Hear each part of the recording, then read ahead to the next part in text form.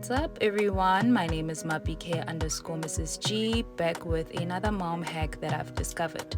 Chopped or sliced onions and a teaspoon of sugar. It's great to kill that cough that your kid will come back from school with. So I sliced my onions and I placed them on a saucer just like this. I will then sprinkle a teaspoon or two of sugar, just covering the slices with the sugar so that it turns into a syrup. Once the slices are covered with the sugar, I am going to let this sit for a little bit, and you'll see it's going to start creating a bit of a syrup. After a while that it's been sitting, you can see the syrup is fully like onion juice with sugar. I keep mine in the fridge, and every evening I give it to my Todd to get rid of the cough. I hope it helps.